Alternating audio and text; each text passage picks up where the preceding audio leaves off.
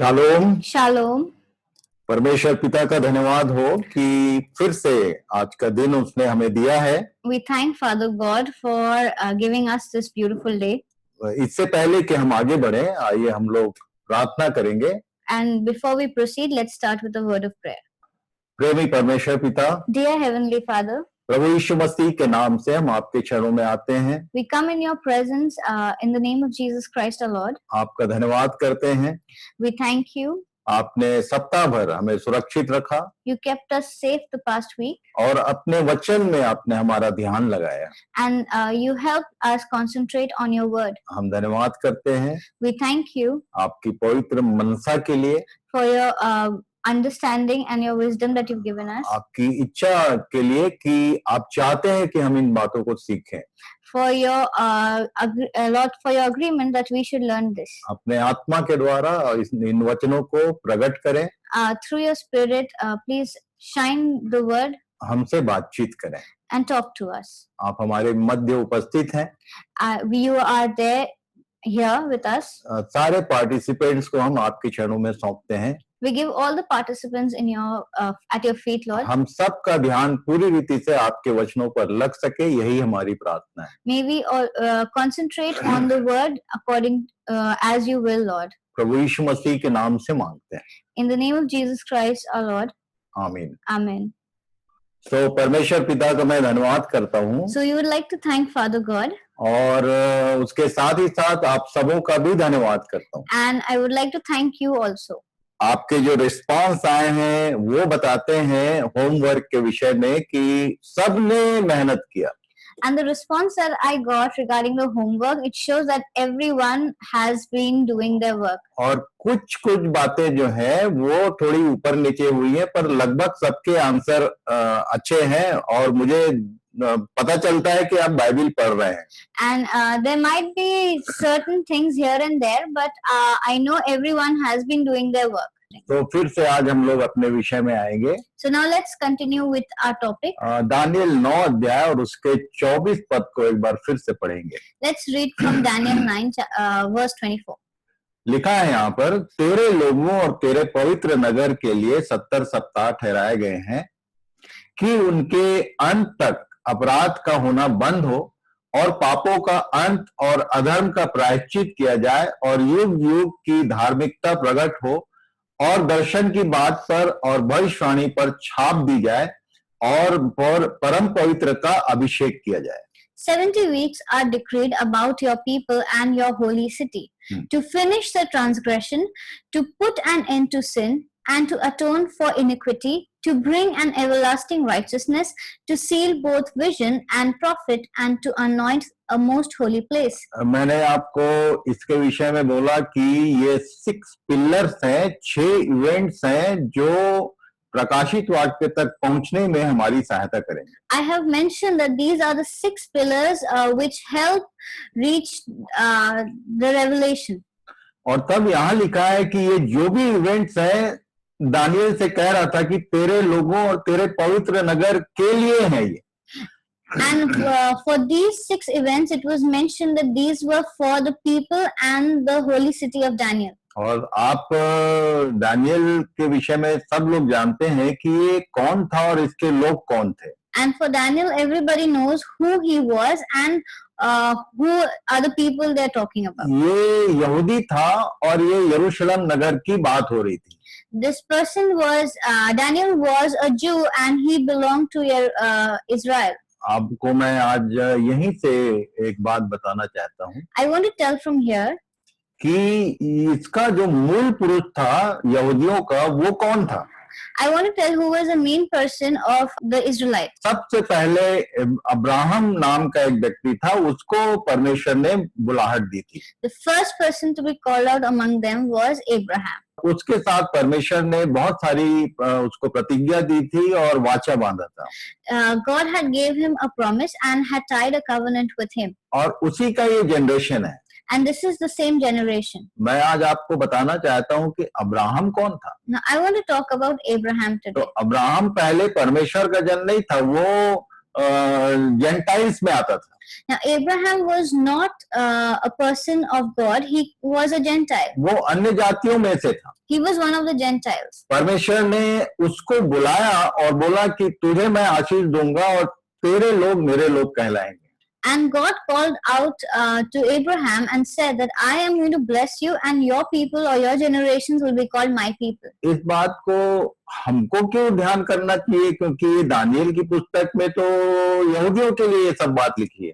Why should we concentrate or learn about this? Because this is all mentioned for the Jews. तो मैंने जो notice भेजा था कल, आप याद कीजिए कि पुराने नियम के बुलाए हुए लोगों में ये शामिल थे और नए नियम में हम लोग जो हैं हम बुलाए हुए लोगों में शामिल हैं। The note that I had sent yesterday, if you have read, it mentions that the people who were called out in the Old Testament were the Jews, and in the New Testament are us.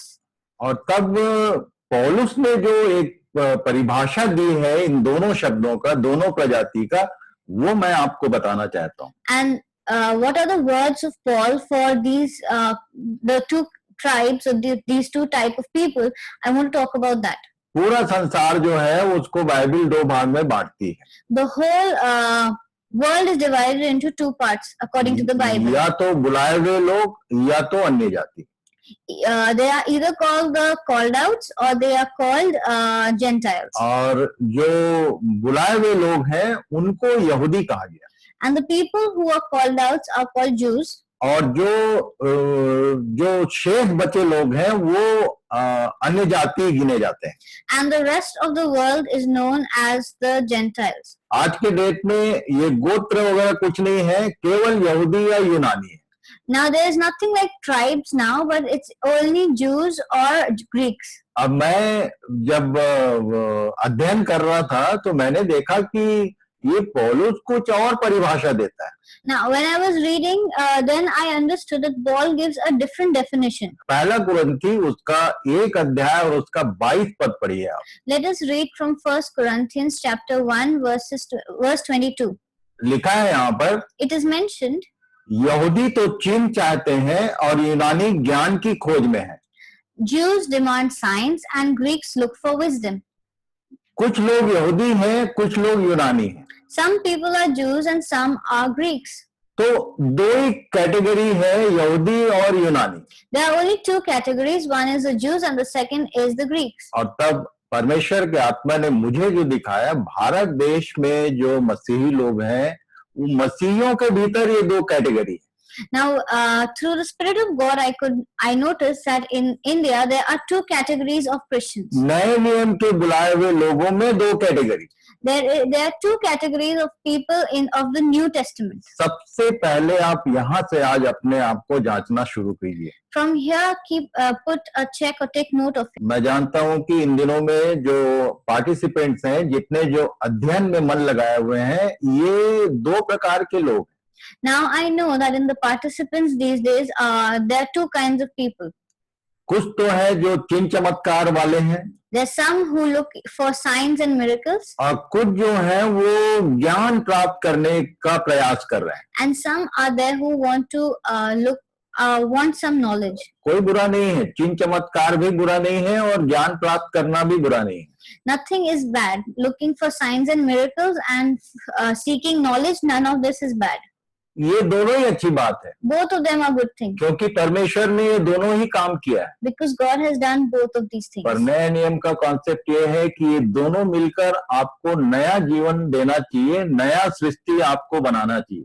But the main concept of the New Testament is that both of these things should work together and you should be a new creation. यदि आप नई सृष्टि नहीं हुए, If you are not a new creation, तो नए यरूशलेम में आपकी एंट्री नहीं होगी। then you will not enter the New ये Jerusalem. 101% कंफर्म है। This is 100% confirmed. और इसीलिए यहाँ रोमियो को लिखते हुए पौलुस ने जो लिखा, And then mentioning in the letter to the Romans, Paul has written, Romeo की पत्री 2 अध्याय उसके 9, 10, 11 को पढ़ेंगे। let us read from Romans 2, 9 to 11.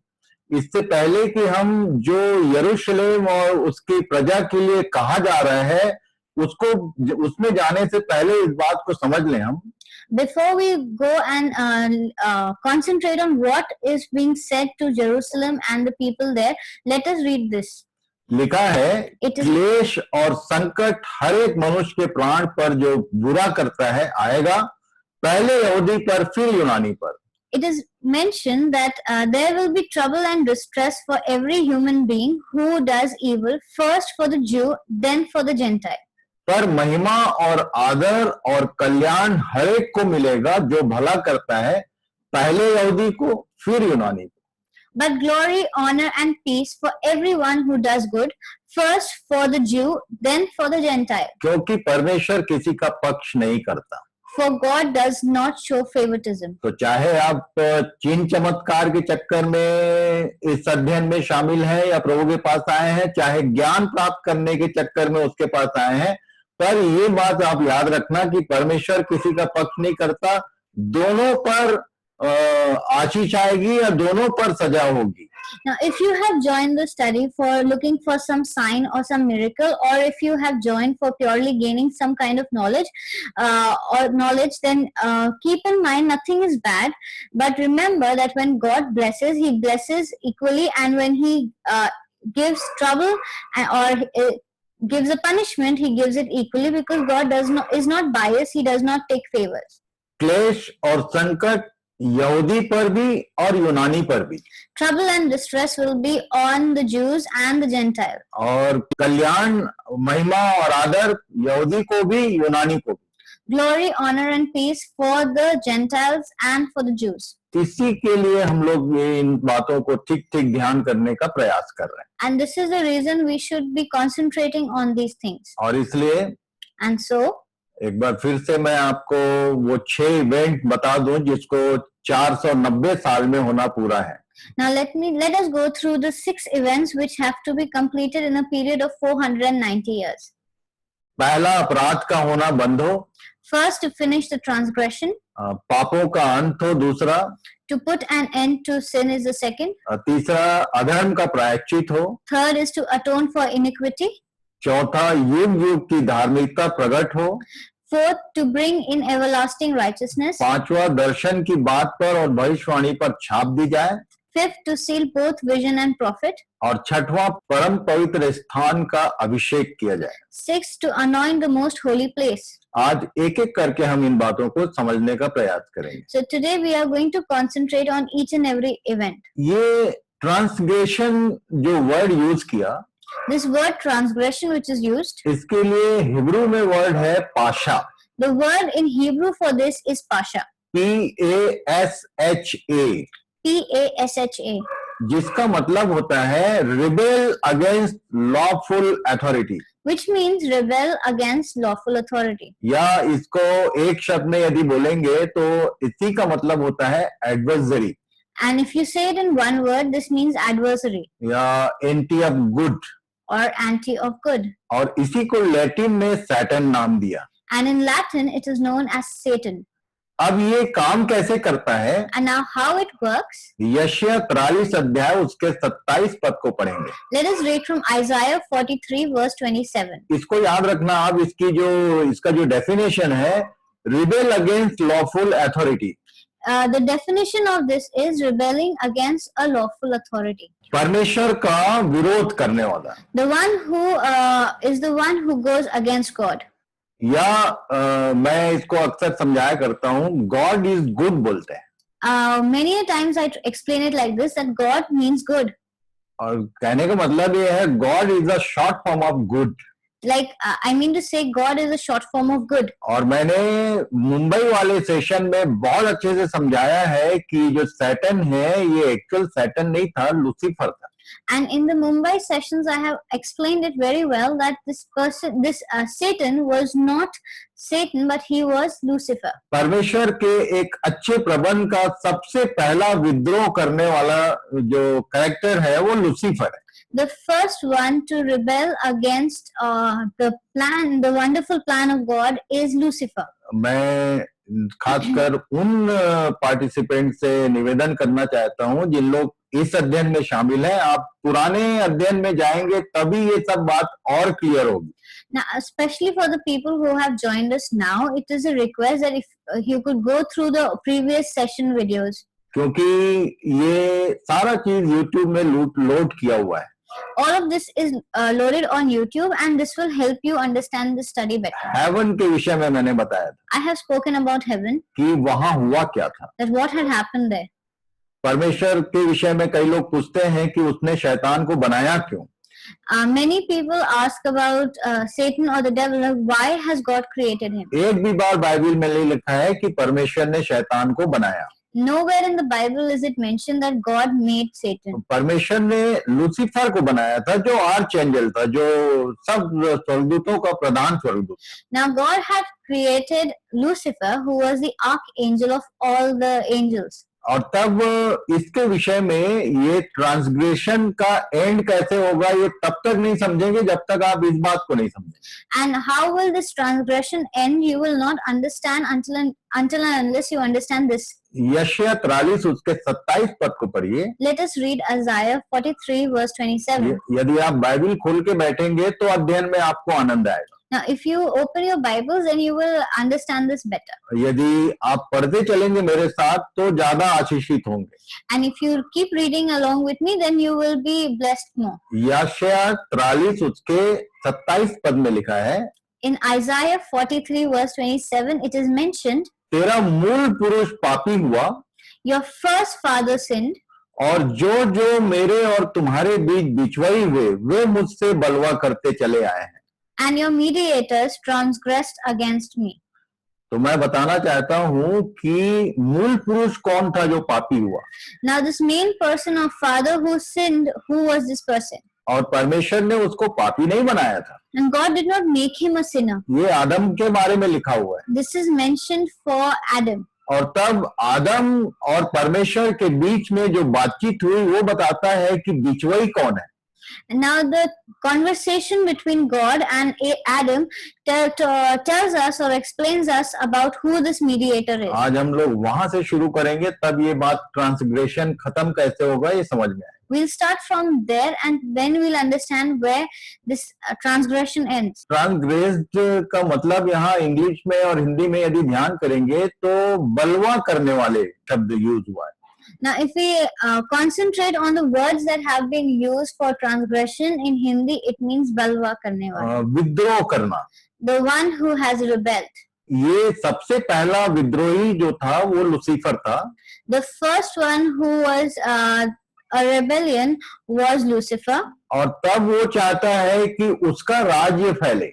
and he wants his kingdom to spread. और तब जब परमेश्वर ने आदम और हवा को बना के अदन की बारी में रखा, And when God created Adam and Eve and he put them in the Garden of Eden, तो यहाँ लिखा है 3 अध्याय के 1 पद से हम लोग पढ़ेंगे।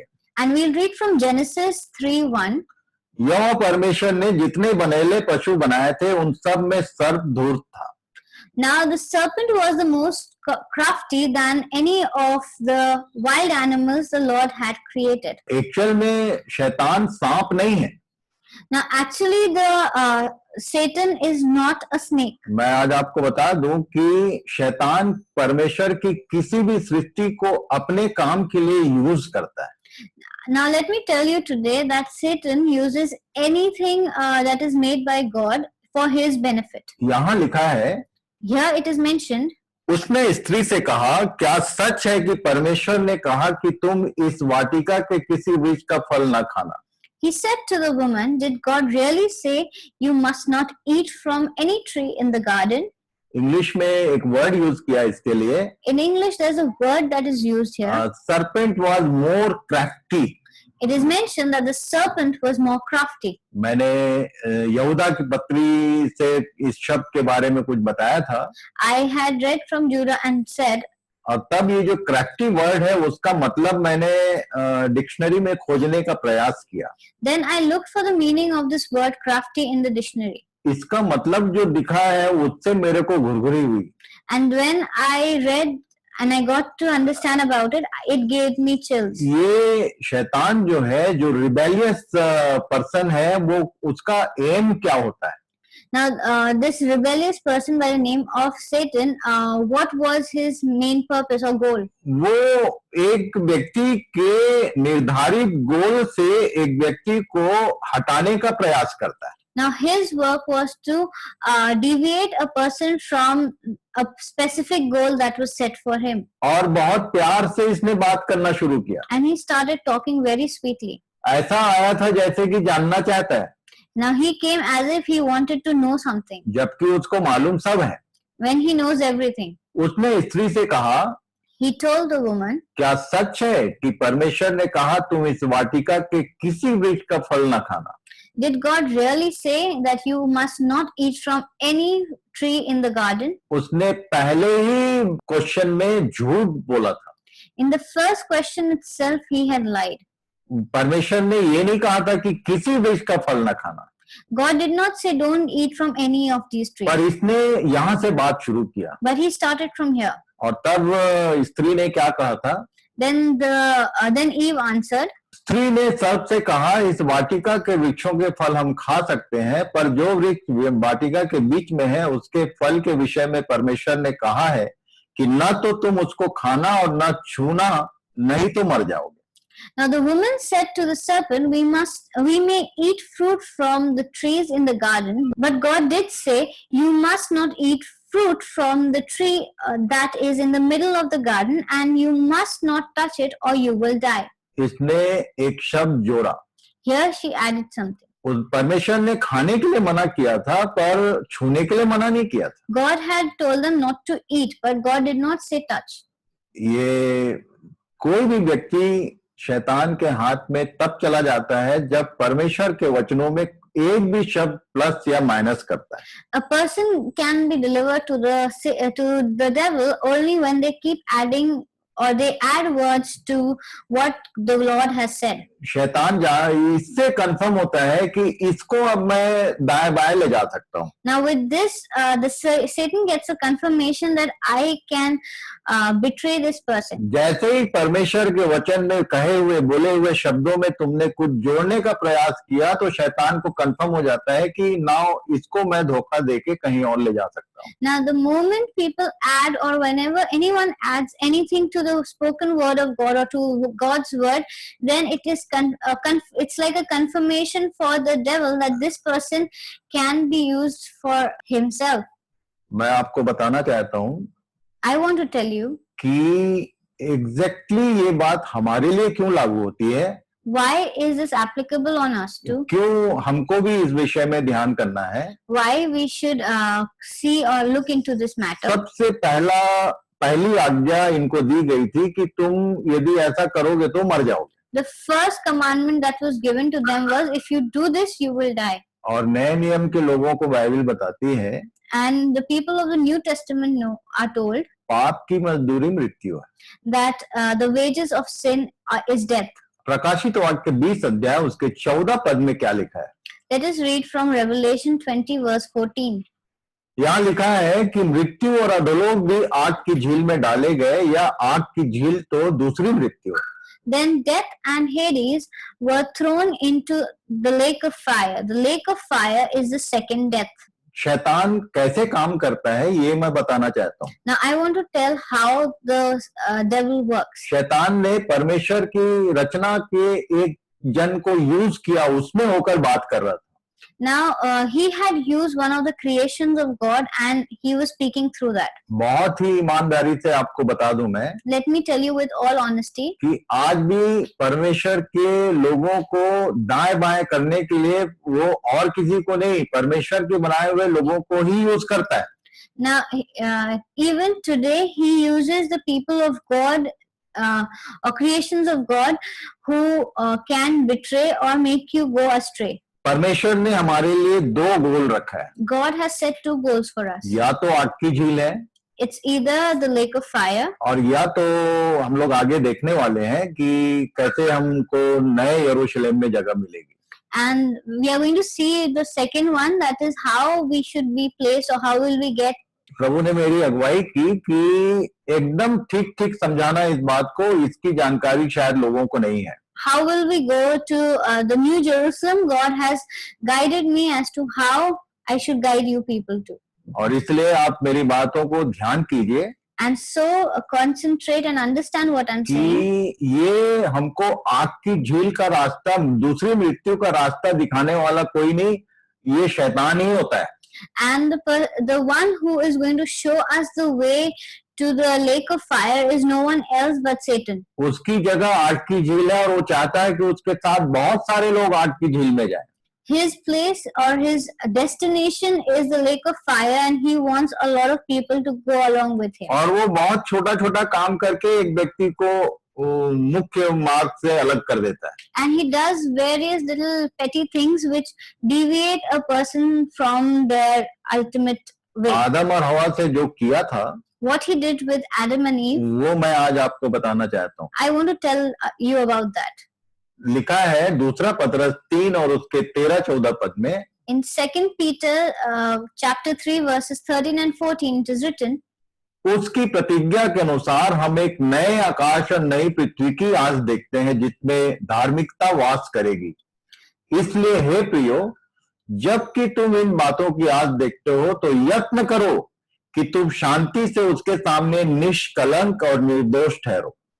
But in keeping with his promises, we are looking forward to a new heaven and a new earth, where righteousness dwells. So then, dear friends, since you are looking forward to this, make every effort to be found spotless, blameless, and at peace with him. ये बात बताना जरूरी क्यों है? Why is this important to tell you? क्यों प्रभु ने बोला कि ये बात जरूर बताना? And why God has said that this has to be told? आज बहुत सारे ऐसे प्रचारक मैंने देखे हैं और सुना है जो ये कहते हैं कि यीशु नाम जोड़ लो, उसके बाद तुम निर्दोष और दोषी और निष्कलंक ये सब का कोई मतलब नहीं है, तुम स्वर्ग जा रहे हो.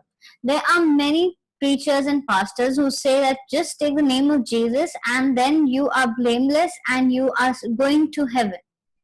स्पॉटलेस, ब्लेमलेस ये नहीं भी होगे तो भी तुम स्वर्ग जाओगे, ऐसा लोग कंफर्म कर रहे हैं. Now people are confirming that even if you are not spotless or blameless, you will still go to heaven. ऐसा नहीं हो सकता. This cannot happen. ये बार बार बता रहा है कि पाप है तो आग की झील है. Now time and again it says that if there is sin, then that leads to the lake of fire. और इसीलिए मैंने पिछले समयों में एक विषय डील किया था.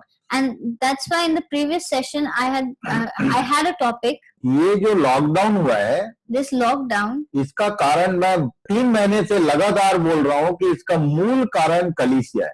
and I have been saying time and again that the main reason for this is the church. प्रकाशित वाक्य 19 के 7 पद में लिखा है, In Revelation 19:7 it is mentioned, आओ हम आनंदित और मगन हो और उसकी स्तुति करें क्योंकि मेमने का ब्याह आ पहुंचा है और उसकी पत्नी ने अपने आप को तैयार कर लिया है. let us rejoice and be glad and give him glory, for the wedding of the Lamb has come and the bride has made herself ready. और तब आज के दिन हमारी इस संसार की दशा ऐसी थी कि लोगों के पास सब चीज के लिए समय है, परमेश्वर के वचन के लिए समय नहीं था. But the time that we were going in was a time where we had time for everything but not for God.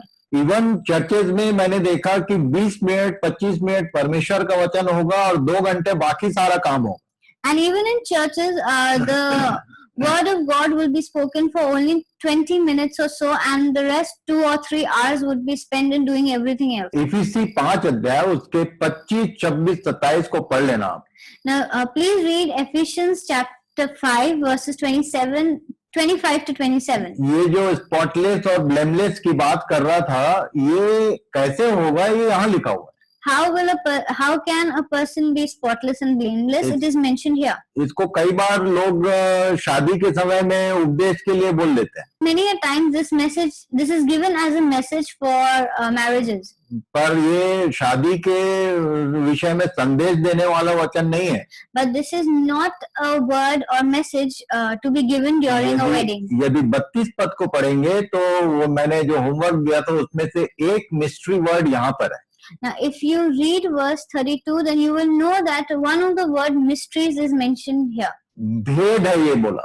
This is a secret that was mentioned. क्या है वो? What is it?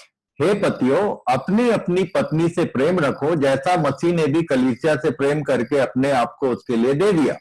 कि उसको वचन के द्वारा जल के स्नान से शुद्ध करके पवित्र बनाए और उसे एक ऐसी तेजस्वी कलीसिया बनाकर अपने पास खड़ी करे जिसमें ना कलंक, ना झुर्री, ना कोई वस्तु हो, वरन पवित्र और निर्दोष हो। Husbands, love your wives, even as Christ also loved the church and gave himself for it, that he might sanctify and cleanse it with the washing of water by the word, that he might present it to himself a glorious church, not having spot or wrinkle or any such thing, that it should be holy and without blemish. कौन उसके बगल में खड़ा होगा दुल्हन के रूप में, उसकी कैटेगरी लिखी हुई। Now the people or the category of the one who is going to stand next to him as a bride is mentioned here. दूल्हा एकदम तैयार है और दुल्हन एकदम डटी है, कैसे मैचिंग होगा? The groom is ready, but the bride is not. How it is of no match. और इसलिए परमेश्वर ने मौका दिया हमको कि वचन के द्वारा हमारा ये जल से स्नान के रूप में शुद्ध किया जाए और हमको तेजस्वी कलीसिया बनाकर अपने पास खड़ी करे। And that is why God gave us this time so that we can wash ourselves with His word and and can stand in front of Him as a glorious church. ये जो तेजस्वी शब्द आया है उसके लिए ग्रीक में एंडोकोस का एक वर्ड यूज किया। Now this word glorious in Greek there is a word which is called endosos. जैसे मूसा के चेहरे से जो तेज निकलता था वो वाला तेज, which basically means steadily at the face, and it is like, or if you can say, the glory or the shine that was on the face of Moses. और तब यहाँ पर पौलुस ने इसको समझाया है कि वो तेजस्वी रूप आएगा कैसे। And now here Paul has explained how is that glorious face going to come at. पहली बात तो वचन के द्वारा एक व्यक्ति को वो तेजस्वी कलीसिया के रूप में बनाना चाहता है। First thing that he wants to make a person or the church glorious through his word. जितना ज्यादा आप उसके वचन में अपने आप को डुबाएंगे उतना आपका तेज बढ़ेगा। Now as much as you concentrate or you read his word, you are going to get that glorious. दूसरा कुरिन्थी 3 के 7 पद में लिखा हुआ है। In 2 Corinthians 3:7 it is mentioned. आप निकाल के पढ़ते जाइए मेरे साथ। You take out your Bibles and read with me. दूसरा कुरिन्थी 3:7 में लिखा है, यदि मृत्यु की यह वाचा जिसके अक्षर पत्थरों पर खोदे गए थे यहाँ तक तेजोमय हुई कि मूसा के मुंह पर के तेज के कारण जो घटता भी जाता था इजरायली उसके मुंह पर दृष्टि नहीं कर सकते थे, तो आत्मा की वाचा और भी तेजोमय क्यों ना होगी। In 2 Corinthians 3:7 it is written, now if the ministry that brought death, which was engraved in letters on stone, came with glory, so that the Israelites could not look steadily at the face of Moses because of its glory, transgressatory through it, though it was, will not the ministry of the Spirit be even more glorious? परमेश्वर का आत्मा का जो काम है वो हमारे अंदर वो तेज पैदा करता है। The Spirit of God creates the glory inside us. आत्मा की वाचा और भी तेजोमय क्यों ना होगी, ये लिखा है। It is mentioned the ministry of the Spirit will be even more glorious. रोमी 8 और उसके 21 में लिखा है, सृष्टि भी आप ही विनाश के दासत्व से छुटकारा पाकर परमेश्वर की संतानों की महिमा की स्वतंत्रता प्राप्त करेगी। That the creation itself will be liberated from its bondage to decay and brought into the freedom and glory of the children of God. ये महिमामय स्वतंत्रता प्राप्त करेगी। It is mentioned about the glorious liberty here. कैसे होगा उसके 19, 20 और 21 पद को पढ़ना आप। Now, if you read Romans 19, 20 and 21, then you'll understand the whole इस thing. विषय में मैं ज्यादा नहीं बताऊंगा क्योंकि ये सब मैं करा चुका हूँ। I will not talk much about it because I have done all of these before. इस विषय में मैं पहले बता चुका हूँ कि परमेश्वर के पुत्र कौन होते हैं, पुत्र पुत्री, इसलिए इस विषय में बात नहीं करूंगा। I have already told who are the children of God, and I will not go into this again. पर उनके द्वारा ये महिमा में स्वतंत्रता ये सृष्टि प्राप्त करेगी। But the creation will be liberated because of them. कुलुस्सी 1 उसके 10-11 में लिखा है। In Colossians 1:10 and 11 it is mentioned. एक महिमा में सामर्थ की बात लिखी है। there is something about a glorious part that is mentioned. तुम्हारा चाल चलन प्रभु के योग्य हो और वह सब प्रकार से प्रसन्न हो और तुम में हर प्रकार के भले कामों का फल लगे और परमेश्वर की पहचान में बढ़ते जाओ और उसकी महिमा की शक्ति के अनुसार सब प्रकार की सामर्थ्य से बलवंत होते जाओ, यहाँ तक कि आनंद के साथ हर प्रकार से धीरज और सहनशीलता दिखा सको, so that you may live a life worthy of the Lord and please Him in every way, bearing fruit in every good work, growing in the knowledge of God, being strengthened with all power according to His glorious might, so that you may have great endurance and patience. और तब ये जो glorious power है, महिमा में जो शक्ति है, उसके बारे में कुछ बताऊंगा. Then I will tell you about something that is the glorious power of God that should reflect from our life. ये क्या करता है? What does it do? पहली बात, वो स्पॉटलेस बनाता है. First thing, it makes one spotless. दूसरी बात, वो पवित्र बनाता है. Second, it makes a person holy. इसको मैं समझा दूं, होली के लिए जो ग्रीक वर्ड है वो हगाइजो है. The Greek word for holy is hagaizo. HAGIAZO, note कर लीजिए आप. Please take note. It's HAGIAZO. कई लोग बोलते हैं कि कोई पवित्र हो सकता है क्या? Many people say, can somebody be holy? अर्थ मालूम नहीं है. They don't know the meaning. इसका मतलब होता है कि अलग होना, अलग हो जाना किसी के लिए. It means to be set apart. अभी आप मुझे बताइए Now you tell me. कि जितनों की शादी हो गई है या जितनों की होने वाली है, Now all the people who are married or are going to get married, वो जो महिला है, जो दुल्हन है, वो किसी और की हो सकती है. can that bride or the fiance be for someone else? यदि आप सही में आपकी बात लग भी गई, मंगनी भी हो गया, तो नाउ यू आर चूजन, तुम एक व्यक्ति के लिए तुम अलग किए गए. If you are engaged, that means you are set apart for that person.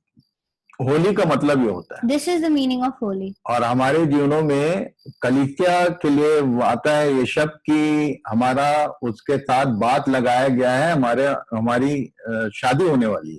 Now for the church, it is said that this person is engaged for or kept aside or set apart because this person is going to get married or church is going to get married. यदि एक लड़की का शादी का बात लगा है और लड़के को पता चल जाए कि इसका तो आंख मिचौली और किसी थर्ड पार्टी के साथ है, तो शादी होगी क्या? Now if the groom gets to know that the bride or the girl who's chosen for him is not faithful to him, will they get married? ये कभी नहीं हो सकता. This cannot happen. और तब पर पुरुष का रोल करता है शैतान. Now then the second person is the Satan. परमेश्वर चाहता है कि हम उससे अलग रहें और शैतान चाहता है कि हम परमेश्वर की बातों से अलग रहें.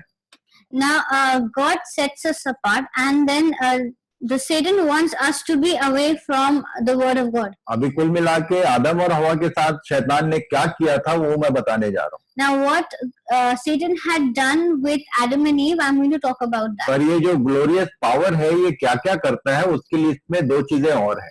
There are two more things to be added to the glorious power, what it does. पहला पॉइंट है स्पॉटलेस या प्योर, दूसरा पॉइंट है होली, तीसरा पॉइंट है without blemish. The first point was pure or spotless, second was holy, third is without blemish. और पहला पत्रस 2 के 1 पद को पढ़ लेना आप लोग. Now please read 1 Peter 2:1.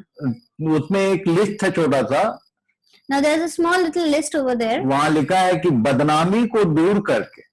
Now it says that the bad word should be उसमें separated. छल, कपट और बहुत सारा शब्द यूज किया है. आखिरी में बदनामी को दूर करके नए जन्मे हुए बच्चों के नए आत्मिक दूध की लालसा करो, ये लिखा है. It talks about that keeping apart all bad things, all malice, blemishes. You should keep that away, and then you should be blameless like a newborn child. पहला पत्रस 2 का 1 और 2 जरूर पढ़ लेना. 1 Peter 2:1, please read about it. Then चौथी बात जिसको इफिसी 5 अध्याय में मेंशन किया, उसके बारे में जरूर बताऊं मैं. Now what is mentioned in Ephesians 5, I am going to mention about that. झुर्री हिंदी में शब्द आया है, Wrinkle is a word that is used. Wrinkle free होना है। Wrinkle free is the word that is to अब be. मुझे ये बताइए कि यदि एक लड़की जो है झुर्रियों से भरा हुआ शरीर है उसका, तो उसकी शादी होगी क्या? Now, please tell me, there's a girl who has wrinkles all over her face. Will she get married? ये बताता है, झुर्री जो है उसके लिए जो ग्रीक वर्ड यूज हुआ है, रूटीज। Now, there is a word that is used in Greek for this word wrinkle free, which means rutis. HRUTIS। HRUTIS. मैं चूंकि खोजते रहता हूँ इसलिए मुझको ये सब बातें मिलते रहती हैं। Because I keep searching, so I get all these things. और झुर्री जो है वो कुछ नहीं, हमारी उम्र का साइन होता है।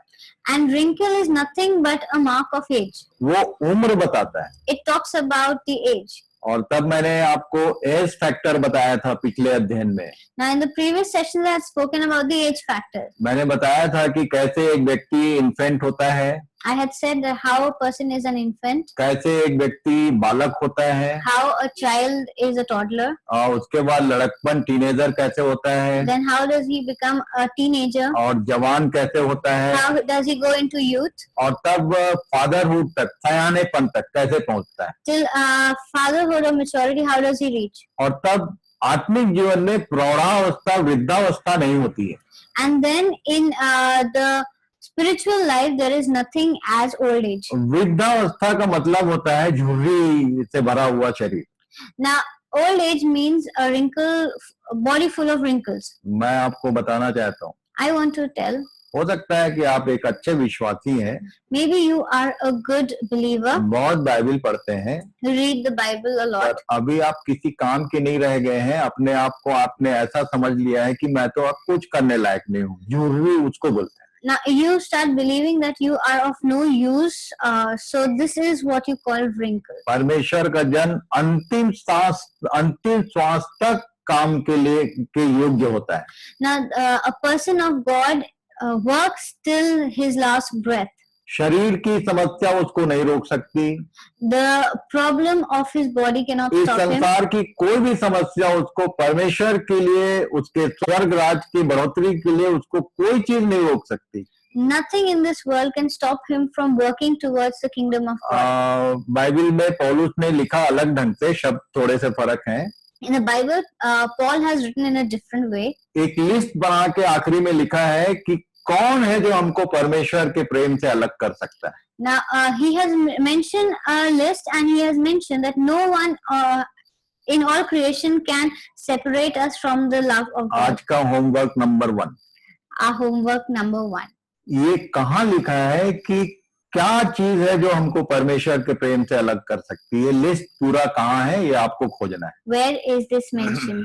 हाँ, पुराने नियम में नहीं है क्योंकि पौलुस ने कहा है, It's not in the Old Testament because Paul has said. और चारों गॉस्पेल में भी नहीं होगा क्योंकि पौलुस ने कहा है। And it's not in the 4 Gospels because Paul has said so. अब कहाँ है ये आपको खोजना है। Now, where it is, you have to find. मैंने बोला था कि आपको एक अच्छा बाइबल पढ़ने वाला प्रभु बनाना चाहता है। Now, I had said that God wants you to be a good Bible reader. तो रिंकल का मतलब होता है कि आपने कुछ न कुछ बहाना करके या कुछ न कुछ कारण बताकर अपने आप को परमेश्वर की बातों से, परमेश्वर की सेवा से, परमेश्वर के काम से अलग कर रखा है। Now, wrinkles mean that through making some or the other excuse, you have not done or you have avoided God's work, God's will or God's word. कई बार मैं देखा कि जिसका अभी नया जन्म हुआ वो भी बोलता है कि मैं किसी काम के लायक नहीं हूँ। Now, I have seen many a time the person who is born again recently also says that I am of no use. और बहुत सारे जो पुराने लोग हैं जिनको बहुत साल हो गए नया जन्म प्राप्त किए हुए, वो भी बोलते हैं कि हम किसी काम के लायक नहीं हैं। And many people who have been born again much before that are also saying or keep saying that we are of no use. परमेश्वर का वचन बताता है कि परमेश्वर का जन हमेशा उसका पौरुष कभी घटता नहीं है। That the stamina or the youthfulness of God's person can never go low. लिखा है कि बुढ़ापे में भी वो संभाले रखता है। And it is mentioned that even at old age he is there. मैं देखा हूँ बहुत सारे लोग जो फिजिकली ओवर एज में हैं वो भी प्रभु के काम के पीछे पागल रहते हैं। And I have seen that there are many people who are physically old are also working towards God. और इसलिए आप याद रखना कि वो जो दुल्हन है यदि झुर्री है तो वो उसके बगल में खड़ी नहीं हो सकती। And so please remember that if that bride is not wrinkle free, then she will not stand in front of along with the groom. मैं आपको समझाना चाहता हूँ कि किसी न किसी तरह से अपने आप को आत्मिक जीवन में एक्टिव बना के रखिए। So I want to say that make yourself active in the spiritual life. अब तब आगे क्या हुआ था, ये आदम और हवा के साथ ये जो ट्रांसग्रेसर है उसका काम कैसा होता है आपको बताना चाहता हूँ। Now let us concentrate on what the transgressor had done with Adam and Eve. उत्पत्ति 3 अध्याय उसके 4 और 5 पद को पढ़ेंगे। Let us read from Genesis 3, 4 and 5. लिखा है कि सर्प ने स्त्री से कहा कि तुम निश्चय न मरोगे, वरन परमेश्वर आप जानता है कि जिस दिन तुम उसका फल खाओगे उसी दिन तुम्हारी आंखें खुल जाएंगी और तुम भले और बुरे का ज्ञान पाकर परमेश्वर के तुल्य हो जाओगे। You will not certainly die, the serpent said to the woman, for God knows that when you eat from it, your eyes will be opened and you will be like God, knowing good and evil. यदि मैं इसको short में बोलूं, so if I say if I paraphrase it, परमेश्वर ने कहा था तुम मरोगे। God had said you will die. जिन लोग मुझको जानते हैं मैं अक्सर कहा करता हूं कि तुमको कौन बचाएगा, तुम मरोगे। Many people who meet me, I am often quote that who is going to save you, you will die. पर ये जो ट्रांसग्रेसर है, ये जो धोखेबाज है, ये बोल रहा था कि नहीं नहीं तुम कैसे मरोगे। Now this transgressor was trying to convince them that you will not die. वो शारीरिक मृत्यु है कि आत्मिक मृत्यु है इसके बारे में नहीं बोल रहा था। He did not mention if it was physical death or spiritual death. पर वो बोल रहा था कि तुम बिल्कुल नहीं मरोगे बल्कि और ज्ञानी हो जाओगे। He said that you will not die, you will in fact become somebody who's very wise. आज इस संसार में मैंने बताया कि यूनानी बोलने से जो ज्ञान प्राप्त करने के पीछे पागल है। Now I had just said in the beginning that the one who is wants to gain knowledge is the Greek. Bible बोलती है कि परमेश्वर भी चाहता है कि मनुष्य को ज्ञान प्राप्त करने के लिए यत्न करना चाहिए। Even the Bible says that God has mentioned that man should seek knowledge. मनुष्य का ज्ञान रहित रहना अच्छा नहीं, ये लिखा है। It is mentioned that a person living in ignorance is not right. पर इसका मतलब ये नहीं कि परमेश्वर का ज्ञान प्राप्त करने के चक्कर में आप अपने आप को परमेश्वर से ही अलग कर लो। Now this does not mean that to gain the knowledge you separate yourself from God. इसने वही कर दिया। This is what he did. क्या हुआ? What happened? जब स्त्री ने देखा, when the woman saw, तो उसका माइंड एक्शन में आया। then her mind came into action. इसलिए बाइबल बोलती है कि सबसे अधिक अपने मन की चौकसी कर। That's why the Bible says that watch your mind. क्योंकि जीवन का मूल सोर्स यही है। Because the main source of life is this. कोई भी जो व्यक्ति है उसका व्यक्तित्व जो है वो मन के अनुसार बनता है या बिगड़ता है। A person who is successful or a failure is because of his mind. जैसा सोच होता है वैसा व्यक्ति बनता है। The way you think is what you are. और तब बाइबल में लिखा है, यहाँ पर पहले ही जो रचना थी उसने देखा और उसका माइंड एक्शन में आ गया था। And here it is mentioned that when they saw, their mind started working. अभी फल तोड़ा भी नहीं है, दूर से देख के कह रही थी कि ये खाने में और देखने में मनभाऊ, अच्छा, बुद्धि देने के, चाहने के योग्य है, ये सब बात उसने अभी खाया नहीं है और बता रही थी। Now the woman had not even touched the fruit. She just saw and she started thinking about these things, that it is good for food, pleasing to the eye, desirable to gain wisdom. खासकर शैतान ऐसे काम करता है। That's how Satan works. वो हमारे मन को डाइवर्ट करता है। He diverts our minds. जो कुछ परमेश्वर ने कहा है उसके अगेंस्ट में जाने के लिए प्रेरित करता है। Whatever God has said, He inspires us to go against it. और ये इसने जो नहीं करना था वो कर दिया। And what she didn't have to do, Satan made her do it. और लिखा है कि तब उनकी आंखें खुल गई, फल खाया, और तब उन्होंने एक टेम्परेरी अरेंजमेंट करके कपड़े का रूप बनाया था. Now it is mentioned, if you read down further, that after eating the fruit, their eyes opened and they realized that they were naked. So they did a temporary work of sewing they made an arrangement. आगे लिखा है, तब यहोवा परमेश्वर जो दिन के ठंडे समय वाटिका में फिरता था, उसका शब्द उनको सुनाई दिया. तब आदम और उसकी पत्नी वाटिका के वृक्षों के बीच यहोवा परमेश्वर से छिप गए. Then the man and his wife heard the sound of Lord God as he was walking in the garden in the cool of the day, and they hid from God among the trees of the garden. मैं आपको बताना चाहता हूँ, I want to mention, ये सब बातें नई नहीं है, शायद आप जानते होंगे. these are not new things, you know about it. ये पहला साइन है कि आप परमेश्वर से, उसकी वचन से, उसके शब्दों से यदि छिपने का प्रयास कर रहे हैं, तो आपकी शारीरिक सांसारिक आंखें खुल गई हैं और आध्यात्मिक आंखें बंद हो गई हैं. Now, if you are trying to hide from the word of God or from God, that means that your spiritual eyes are shut and now your worldly eyes are open. परमेश्वर ने अपने आप को नहीं रोका था, वो तो आया था मिलने. God had not stopped himself. He came to meet them. पर ये लोग उससे छिपना शुरू किए. But these were the ones, they started hiding from him. उसके बाद क्या हुआ? But then what happened? सबसे पहला प्रश्न आदम से, मनुष्य के जीवन के लिए सबसे पहला प्रश्न आया, तू कहाँ है? The first question that was asked for humans, or for the first time, the first question asked by God for humans was, where are you? परमेश्वर का पहला प्रश्न होता है, तू कहाँ है? The first question of God is, where are you? तुम परमेश्वर के वचन से छिपने का प्रयास तो नहीं कर रहे हो? Are you trying to hide from the word of God? ये लिखा है कि तेरा शब्द सुनकर मैं डर गया और छिप गया. He said that I heard you in the garden and I was afraid, so I hid. उसके आगे लिखा है, दूसरा प्रश्न उसने किया. Now, second question God asked, किसने तुझे चिताया कि तू नंगा है?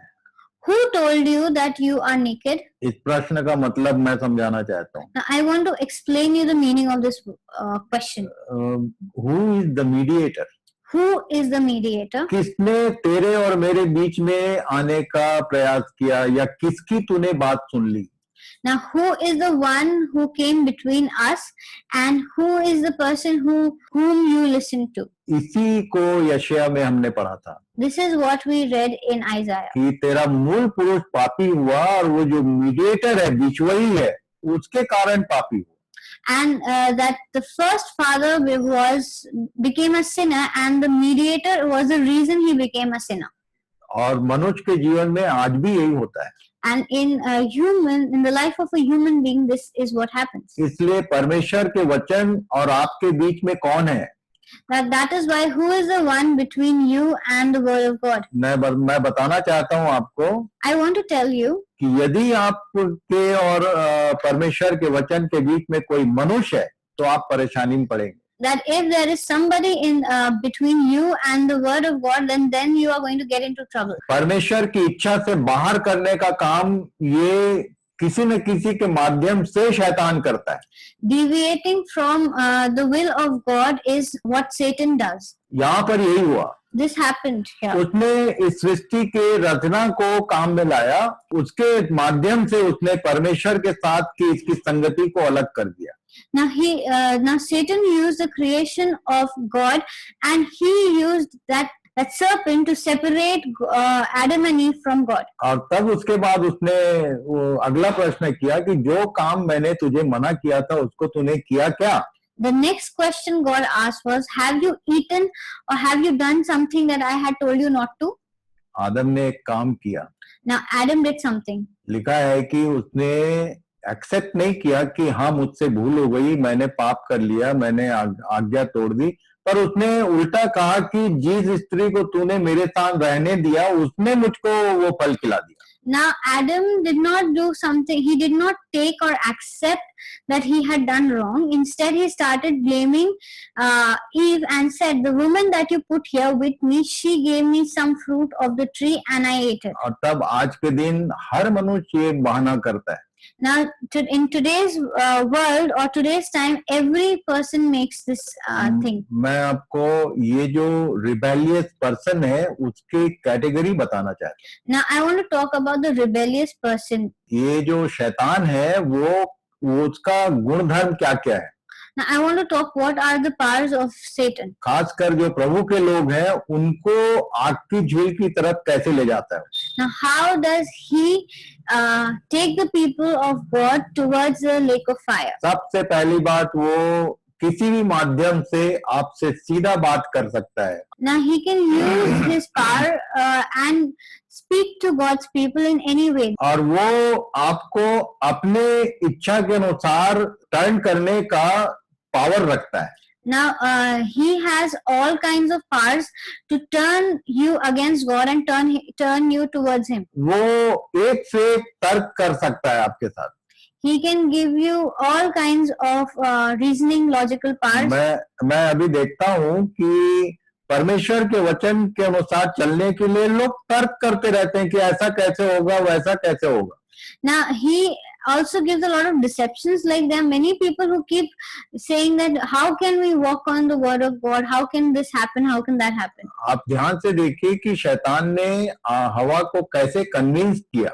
Now, if you see how Satan convinced Eve, परमेश्वर के कहे हुए वचन का ज्ञान उसको रहता है. he has the knowledge of the spoken word of God. अब धोखे से वो आपको आग की झील की तरफ ले जा सकता है. And that's how he deceives, and he can take you towards the lake of fire. और तब फाइनली लिखा है कि एक समय आएगा. And it is finally mentioned that there will be a time 20 अध्याय यदि प्रकाशित वाक्य के जब हम लोग पहुंचेंगे when we will read Revelation 20. तो ये करने वाला जो है आग की झील में डाला जाएगा. This transgressor will be thrown into the lake of fire. और तब इस तरह से ये जो अपराध का होना है ये बंद होगा. And then the transgression will end. ये पहली बात हमने देखा. This is the first thing we saw. ये जो ट्रांसग्रेशन शब्द है, ये जो अपराध है, ये कुछ नहीं, परमेश्वर की इच्छा से बाहर ले जाने का काम जो चल रहा है लोगों के माध्यम से या किसी भी मीडिया के माध्यम से, ये इसका अंत तब तक नहीं होगा जब तक शैतान आग की झील में डाला ना जाए.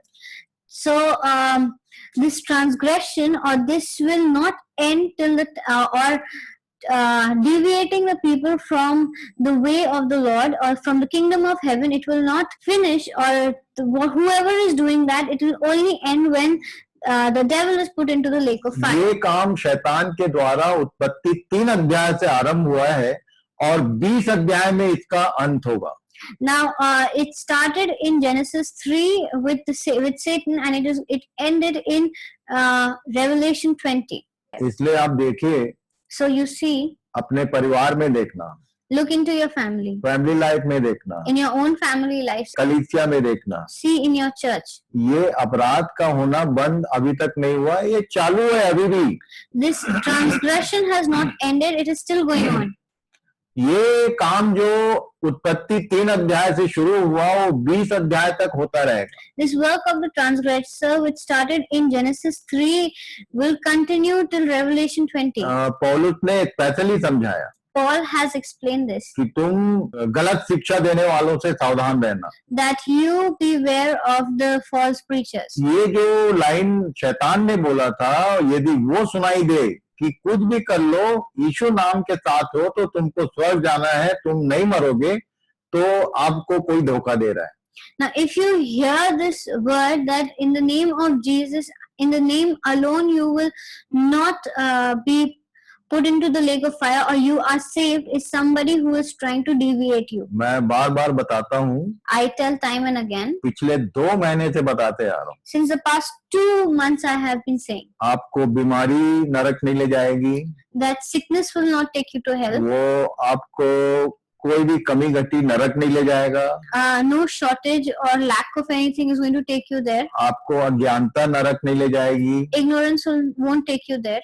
केवल और केवल एक चीज है जो आपको आग की झील तक ले जाएगी, There's only one thing that will take you to the lake of fire. पाप। That is sin. और इसलिए इस विषय में यदि हम सावधान नहीं हैं If you do not concentrate on this, तो आपको हानि होगी। then you will be in trouble. इसलिए प्रभु सहायता करे। So God help you. सबसे पहली बात हमने देखा है So first thing we've seen कि ये जो अपराध वर्ड है उसकी परिभाषा ही अलग है। that this word transgression has a different meaning altogether. Actual ये शैतान का काम है जो परमेश्वर की रचना को वो अपने ग्रुप में ले जाने का प्रयास करता है। This is the work of Satan where he tries to take people to his side. उसने परमेश्वर के एक काम को एक्सेप्ट नहीं किया, उसका विद्रोह किया और हमको भी वो परमेश्वर के वचन का विद्रोही बनाना चाहता है। He rebelled against the creation of God or the plan of God, and like himself, he also wants the creation of God to move on towards his side. किसी भी तरह से यदि परमेश्वर के वचन के अनुसार यदि आपकी तैयारी में कोई रोक लगा रहा है तो आप समझ लेना कि शैतान एक्शन में है। If anyone is trying to, or anything is trying to stop you from learning the word of God, then that means Satan is working. दूल्हा आने वाला है The groom is coming, और चर्च को उसने दुल्हन कहा है, and he's called the church his bride. और बीइंग अ दुल्हन आपकी यदि तैयारी नहीं है, And being a bride, if you're not ready, spotless, सुंदर, शुद्ध, पवित्र और रिंकल फ्री, ये सब यदि नहीं है तो आपको धोखा होने वाला है। if you are not blameless, spotless, free of wrinkle, glorious, then that, if you're not that, then that means that it's some kind of deception.